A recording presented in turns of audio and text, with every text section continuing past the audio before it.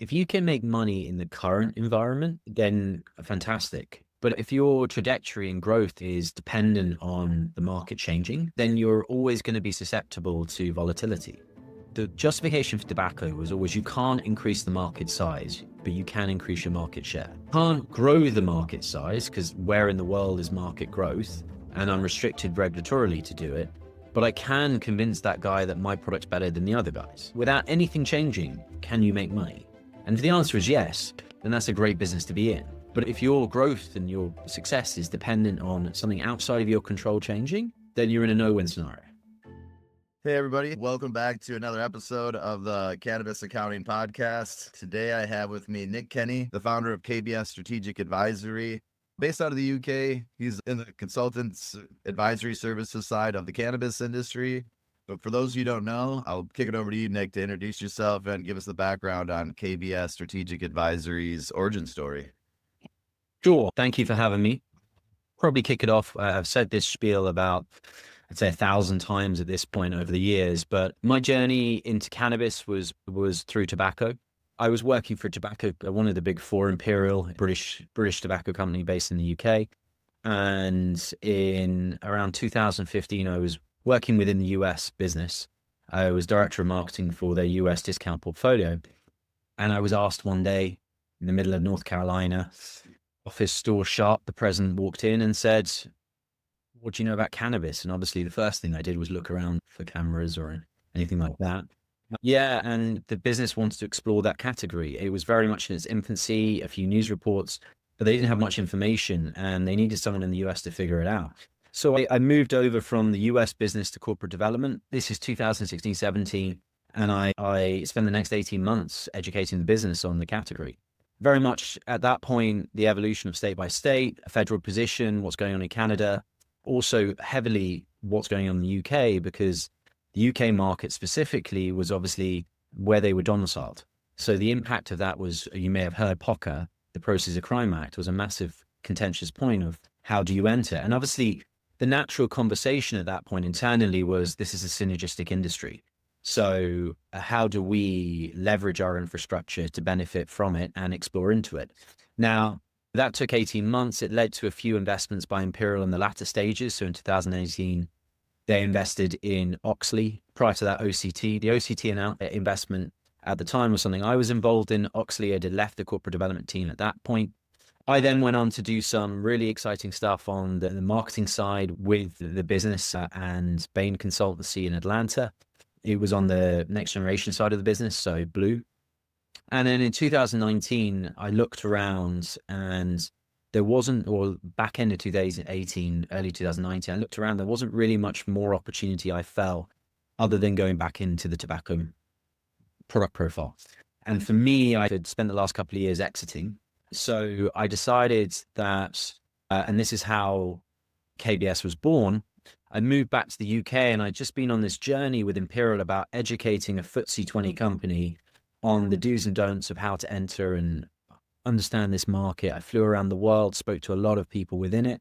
I was based in California at the time, so I had a lot of insight into the nascent regulated side of the business there. And I thought there's going to be a lot of companies, a lot of mature companies that are both highly regulated and have a lot of cash flow that are going to look at this space. So I positioned my business or my advisory in 4 phases, which was early education of the category, strategic inlay into the category. So what it would like, the strengths and weaknesses of their business and how they might be adjacent to the category and what would be the best point of entry.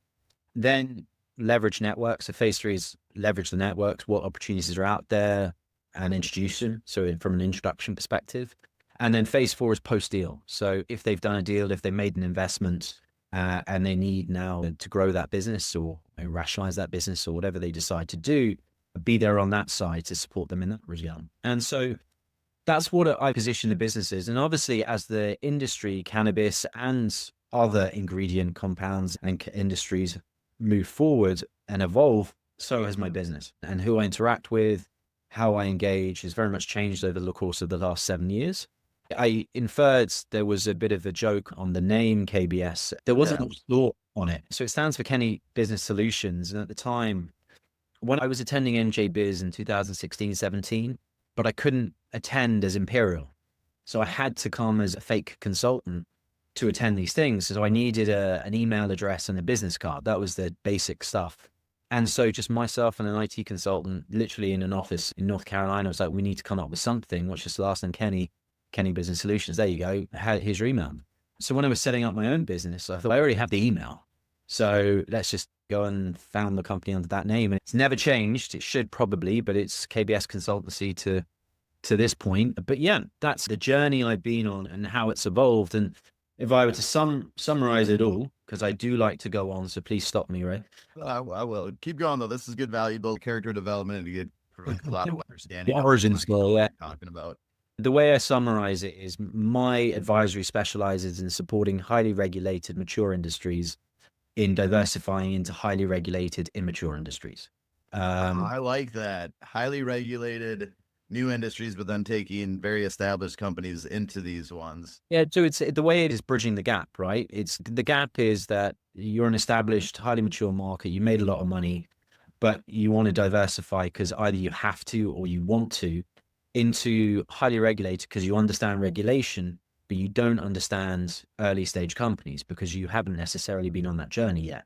And some of these businesses are 100, 200 years old. They can go out and look into these sectors, but they haven't gone through that early stage environment. So that's what I positioned it to. And over the last 7 years, that's how I've sold myself.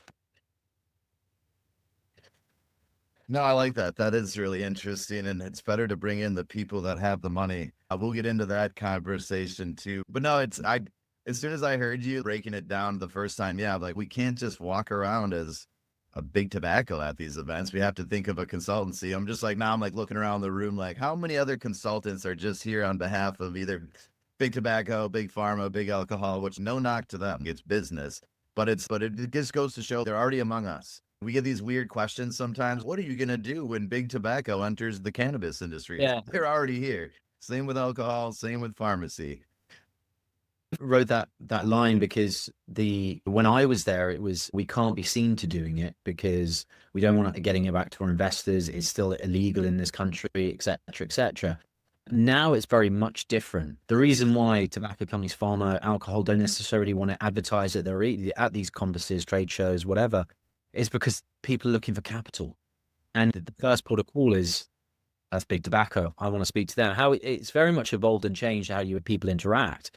Now people are looking for capital injection. It's not so much a moral compass, more it's my business needs money, and they're the ones giving it because they've already made moves. There's already been a ton of announcements in that space about tobacco, alcohol, and so forth entering this sector. You got to remember, when I was looking at this sector in 2016, 17, there was none. So the cat's out. Have changed. Yeah. But that makes sense, right? Originally, it was almost like a stigma and just perception thing. Nowadays, you need to be like a secret shopper. You want to be able to vet these companies because, to your point, they're going to speak to you and meet with you and just treat you differently if you represent, a large multinational, decades-old, multi-generational company versus just a consultant. And you can kind of get underneath the hood, honestly, a bit more. So what were some of the early questions? I know we'll get to modern times, but I just find this stuff really interesting. So when you were starting out and you were doing your initial research, what were some of the questions that these larger executives had when because they're conceptualizing like, okay, is this industry worth it? Is it worth deploying capital? But it's so new and whatnot. So what were some of their early questions, and what was your deliverable? Go study this, Nick, and then just provide a PowerPoint? It was more of a first, there were two components to it, right? One was go and meet as many people as possible to understand both on the regulatory side, but also the commercial side of how this operates. The second component was, here's a case study. Put together a case study, a document that both the executive and the board can be taken through, obviously shortened for a board side, because you need the okay. Now, the biggest battle that, funnily enough, most boardrooms at the time you'd contend with is the stigma, because every person has their experience with this plant, whether pro or con. And if it's a con, it's very hard to communicate to them and explain to them how this is an opportunity and it's actually not. I know it's funny, a tobacco board having considered to have moral compass and drug, you can't go there, but it does happen, and it did happen. Yeah, of course. The first thing for me was to try and get as many senior leaders over to the US to explain and experience this industry for themselves. Because remember, they're sitting in an office in the UK, where at the time, the only experience of cannabis in this country was you get a Rizzler paper, you'd roll a joint and you'd smoke it. And it would be very much from your local dealer and very much illegal. There was no legal market and there was no experience of that. So to go then to the US market or Canada, where you'd walk into a dispensary, which was next to a cookie store, and not Cookies the brand, but literally a bakery, and you go there and you'd have your ID checked, you'd have a product that's branded, and it was mind blowing. So that was the other thing, was to bring them over. And I took them to Colorado, to Denver, I took them to Vegas and experience it for themselves, because that was the massive thing that opened the door really to explore this industry into true depth. Now, in terms of the questions that were asked, because that was a stigma to overcome, and that was what most people contend with. In terms of the questions, it was, okay, we've got this inhalation device. Can we use it so we've got a solution, go and find a problem to provide the solution now, without thinking about, okay, all right, that's a simple, we've got an inhalation, we understand this, we go and do it. Now, the reality, it's very different, right? How the plant interacts with an vaporizer is very different than a tobacco product. Or yes, you can go to isolate, but isolate is obviously, the viscosity is different. So it operates, so you'd have to change the device. Then you're also dealing with the issues that were related at the time to Process of Crime Act and how you could go around doing it, and how we had this massive whiteboard where I did a red, amber, green, the pathways that we could go down that were presented to us. All these things you don't quite think about at the time of tobacco, cannabis intersect. But the reality is it's not easy. So at the time, that was the core questions: is, can we use existing products in our infrastructure, leverage within the industry? What are the regulatory issues related to it, both UK and North America? What can we do to get around it? And what is the opportunity? Talk to me about financials. All right, if I invest 100 million now, is there an exit in the future? What's the long game here? So the fundamental questions, but the issue which is a lesson, is what often comes from these big tobacco, or not big tobacco, I'd say big companies, is they often come with the solution first, which is they think they understand. We understand the consumer, we understand products. So let's just overlay that understanding into this industry.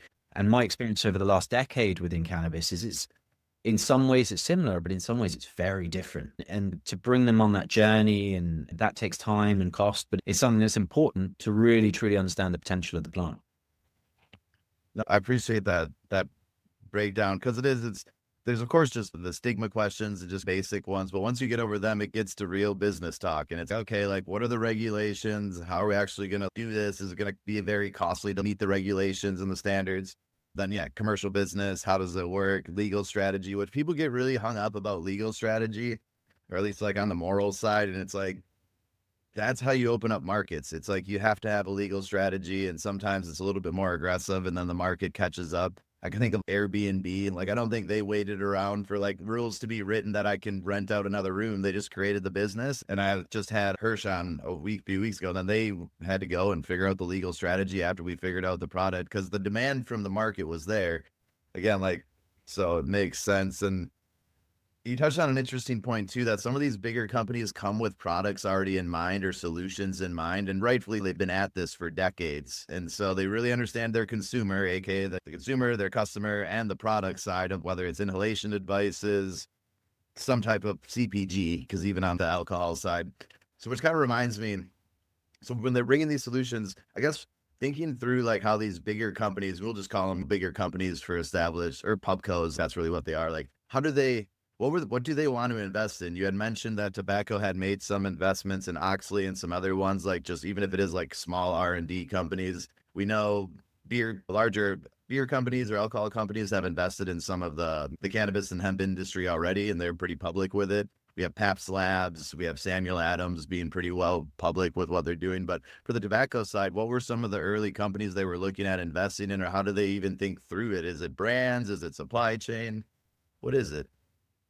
Most do not like investing in cultivation, because they can see so cultivation is a necessity in cannabis, right? Because it's very hard to commoditize, or it has been in the past, commoditize mass cultivation. So you have to have either your own control, and therefore, because it's so important to have that plant. If you think about, if I step back, if you look at, and I'll use tobacco as the example, but I'm sure hops would be the same Yeah, for sure. same. But tobacco buys their products, their tobacco 2 to 3 years in advance, and they buy it on the open market because they look at pricing, right? So it's a commodity. They go to all the equator grows in the world across the equator, and they go, okay, this crop's good for Virginia blend. This is, so they buy all that products, Kentucky blend, whatever, and they buy it and they harvest it, and they're buying it 2 to 3 years in advance. So they're not used to investing or buying into their own grow that then they provide, or having a vertical supply chain, right? Now, in some markets, it's a necessity. And that's where the difference, one of the learning curves of, you have to kind of control your environment. And also you kind of want to ensure that the product is good, right? So you want to, if you don't control it, if you don't own it, you invest in companies that have it, so you can ensure that your own supply is secure. But they don't really like investing in that realm, because that's not their expertise, and it's not something that they're eager to do. What they like to do is end product. So the latter end, they like brands, they like IP, and they like velocity and distribution, right? So they're used to CPG products. I'm able to sell it. They want products that they can have mass consumption. So they often look at the market and go, what industries can we have mass consumption, sell the product everywhere? We leverage our existing distribution. We have relationships with every retailer because of our core portfolio. So therefore, how can we seep into that, these new product profiles? Now, cannabis is different because in many markets, you have a very controlled retail distribution channel, right? So dispensaries, or often it's dispensaries, right? So you've so restrictive on there that the playbook is different. At the early stage, what we did with Imperial was like, okay, the route is medical. That's the most secure. It's also what we could get away with from a UK perspective, from Proco. It was a medical market. So to enter in a medical world was the easiest route to market. And so that's what, if you look at now what companies have done, that's often what the playbook is, right? Now, as markets and there are numerous ways to structure things, and they've got clever in how they approach it. I look at BAT with Organogram and Sanity, and Jupiter with their US continue. There are many ways to cleverly position your company for the future. But the end of the day, what every single big pubco is looking at right now is, at some point in the future, regulation will change in our favor. And whether it's 5, 10, 15 years time, we'll be able to have mass consumption, right? These things will be available for the majority of consumers. That's the desire. So therefore, we're investing in now. And whether that's majority on a medical realm, or whether that's majority in a recreational market, the US turned from medical in all 50 states, and you've got 30 states that are recreational. That's an open market. Canada, but there'll be access. And then it's about competing, right? And it's about having the better products, the better profile. The other side of it is they're looking at finished goods. They're not looking at flower, right? So flower is, how do you compete upon flower? You're looking for, okay, how do we interject some IP and some tech here that we can win on? So yes, it's brand, but you don't really want branded flower. You want a finished good. You want something, and where it comes down to really is, look at the nicotine playbook, right? It started off with cigarettes. Now it's pouches. Now it's dosing. Now it's formats. Like that's kind of the way cannabis, and the shortcut to that was the hemp, right? In the US, hemp derived THC. That was the shortcut. Yeah, that was a quick question I had, kind of thinking through like them trying to figure out what's an accessible market, and really just like the retail doors. It's like when you're in medical and adult use, your retail doors, regardless of who the consumers are, is just far less. Whereas hemp, depending on what country you're in, you have more doors that people can sell it to. So I guess does tobacco, I think you kind of answered, their preference is medical, not hemp, because it's, at least in the UK, it's a little bit more regulated. Or are they interested in both?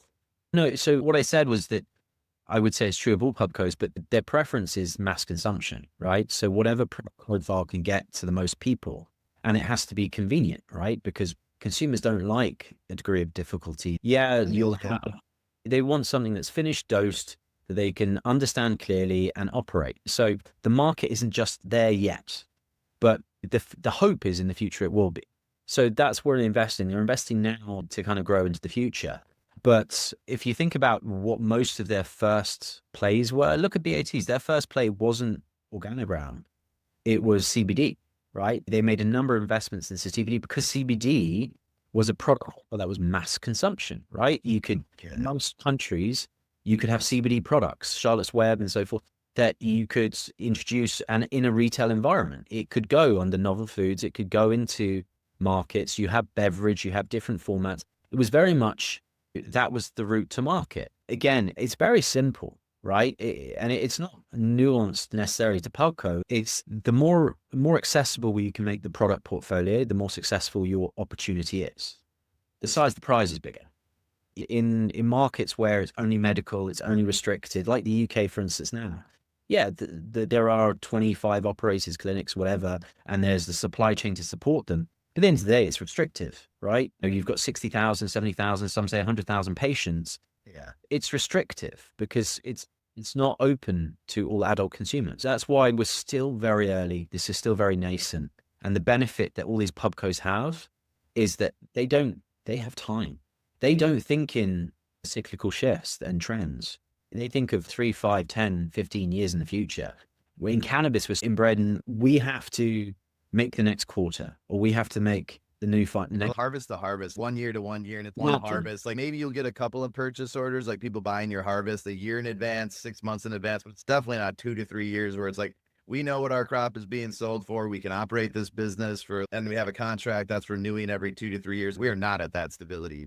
Well, but also it's not necessarily just the operators, it's the regulation changes, right? So we're basing often, That was a question I had about regulation change, because the hemp regulation change, because in my mind, hemp kind of was like a logical way in before December and all the change where it's okay, cool. Beverages seem to be going a little bit more useful. Vape, to your point, mass consumption. Hemp can be sold into more outlets, at least in the United States. That's like where my mind is speaking from. Like, at least in the United States, where we can sell more freely to more doors.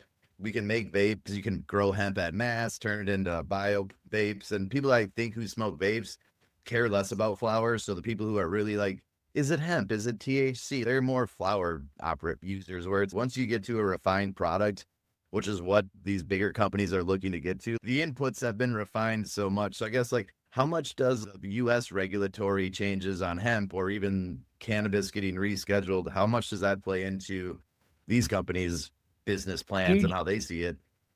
Look, I spent a year building a hemp-derived CBD beverage, not CBD, excuse me, hemp-derived THC beverage into the US market. The week we went to manufacture was the week that the shutdown happened. And the week that the announcement came that we had a year to sell it.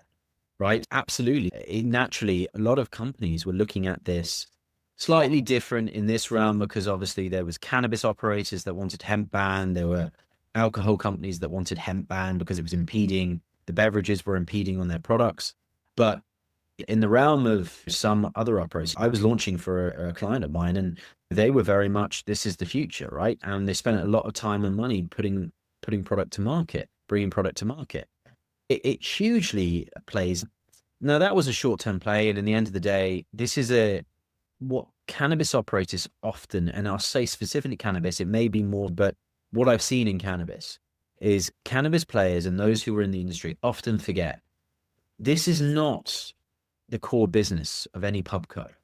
This is a side project, not just through money, but also time and resource. So there's only so many smart people to go around. And so we can't just put all the smart people on these tiger teams to go in and look into these new markets. And also resource. Yes, they have lots of divisions and everything, but when you get that person who's focused on cannabis for that company, who maybe the sole, they may be fortunate that they have a cannabis person.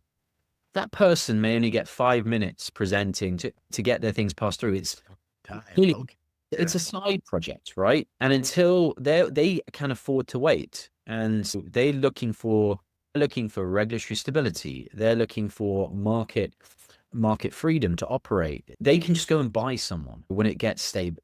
So they want to wait until the economics are proven, the stability in the supply chains is product a commodity yet. is there a regulation that's not going to evolve in the next couple of years so that if we invest 100 million into this, we're going to see that investment back, right? We often forget, specifically in this industry, that we think because we're making a billion, it's a big business, but also it is, don't get me wrong, but for many of these operators who you're trying to get time or investment through, it's a side project. So they can test the water, they can take a position and see how it plays out.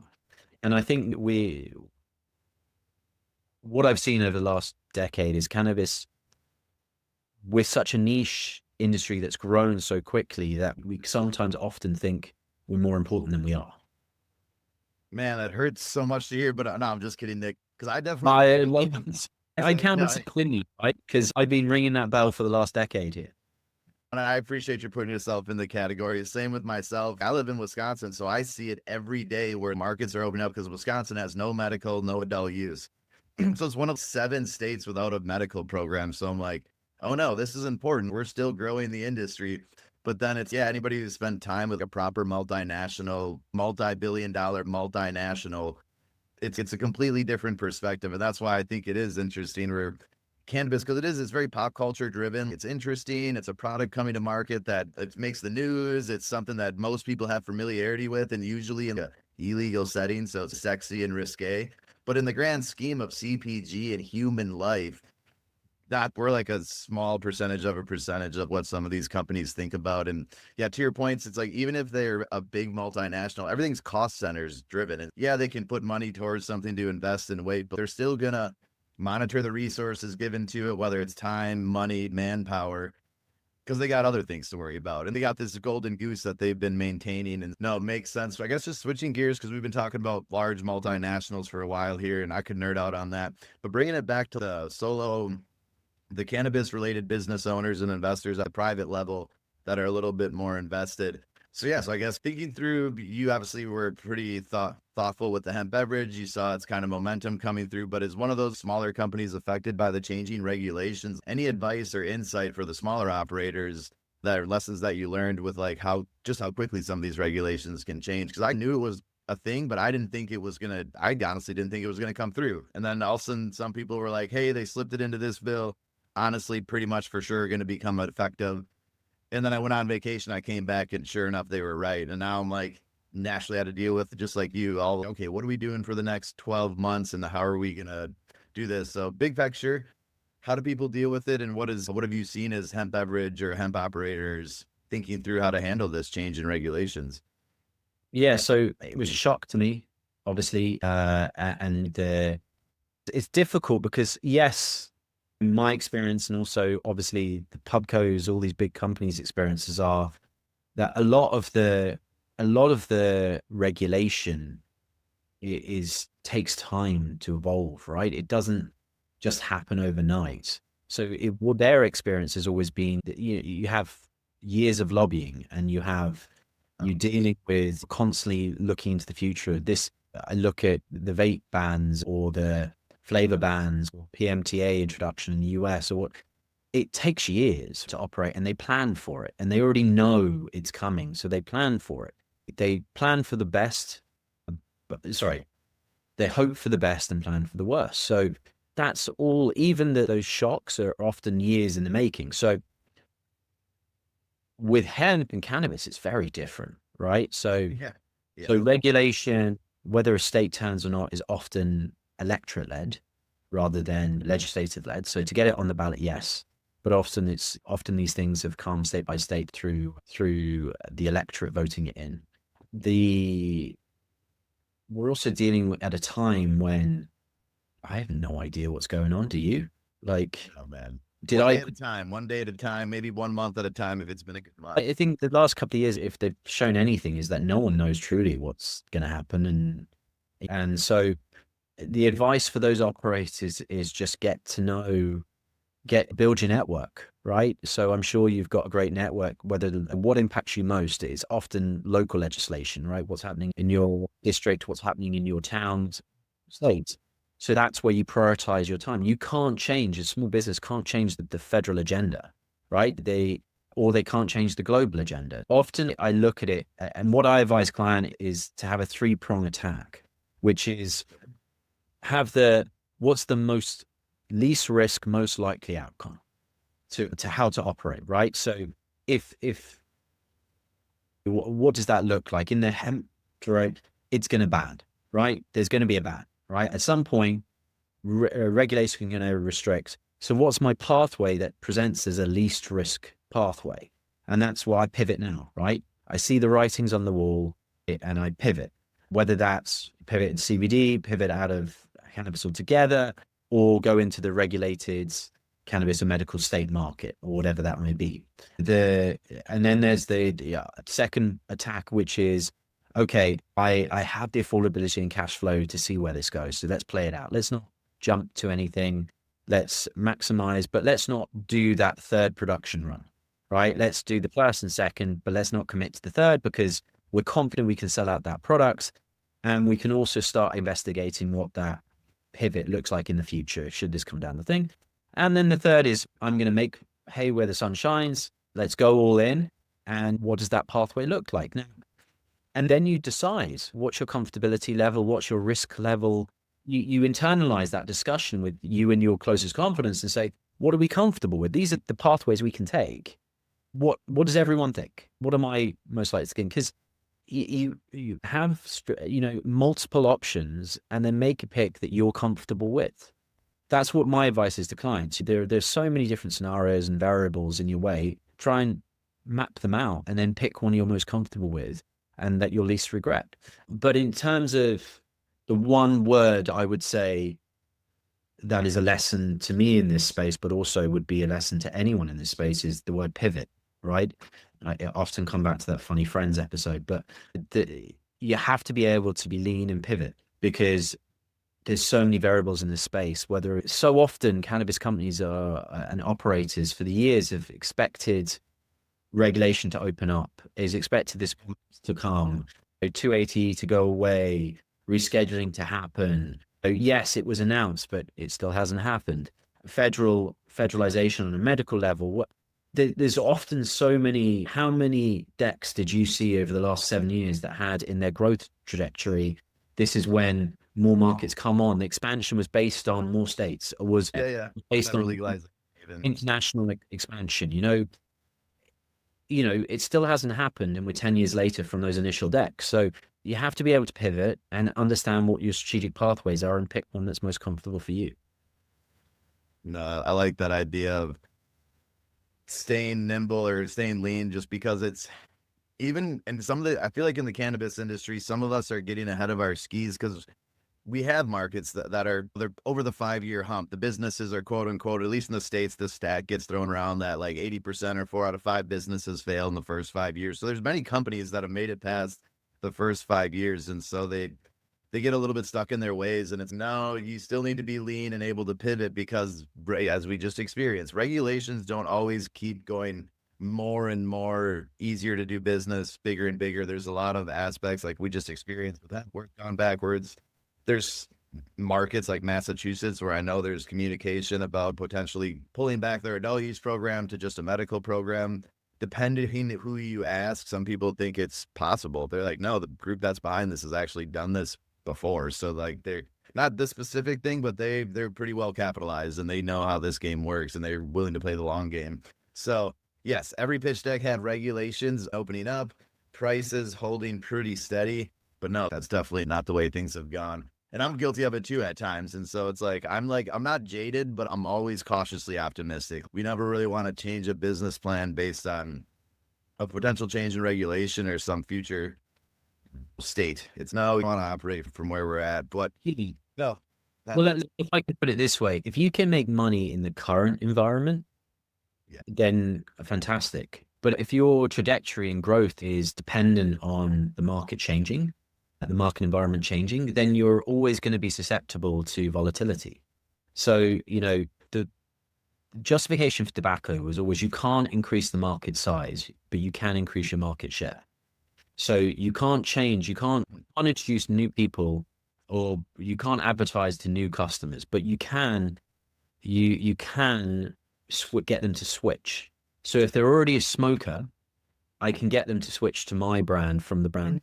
I can't grow the market size, because where in the world is market growth, and I'm restricted regulatorily to do it, but I can convince that guy that my product's better than the other guys. And it's about, without anything changing, can you make money? And if the answer is yes, then that's a great business to be in. But if your growth and your success is dependent on something outside of your control changing, then you're in a no-win scenario. Wait, so that was actually very intelligent, and it is very applicable to the cannabis industry, right? Like as the cannabis industry, we think also as regulations open up, the actual number of humans will be like, of course I want to smoke weed and get high. Why wouldn't I? I was just waiting for legalization, but we really can't. And so it is this interesting thing of you can't grow the market, but you can grow your market share, that's where like branding and marketing kind of takes in. I see we got 5 minutes left. I want to be mindful of you. We could talk all day, Nick, but just quickly to get you out of here on time, what's the next 1 to 3 years? What has you concerned about the cannabis industry, and what has you excited to end on a high note? Oh, wow. And apologies. I told you, I warned you, I love to go on. No, man, we got through all the important stuff, and the ones that get it, they're gonna see the details. Well, what's 1 to 3 years? What's got me excited? Look, at its core, what gets me excited about cannabis, why I really like the industry and have enjoyed participating in it, is because, one, more often than not, you meet good people, right? And it's very rare in an industry. It's because we started off small, right? So the people I knew 10 years ago still in the industry are still there, and they survived because they're good people. What also makes me excited about it is, at its core, what is the products? The products is a plant that has numerous benefits, and we still don't truly understand all its potential, right? 140 cannabinoids, 10 of them, 15 of them we know about and truly understand, investigated, but there's tons we don't. What combinations of cannabinoids is the future? I don't know. What I think is going to be really important is getting fundamentals straight, getting a grip on understanding where regulation is today and where it might take, but also planning for that. So if nothing changes globally, what's going to happen?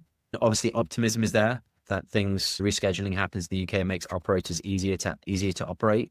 What's got me concerned was vice versa. Regulation shifts away from us. The hemp bill gets through in November, and then suddenly we're back to state-by-state operation. We're waiting this rescheduling.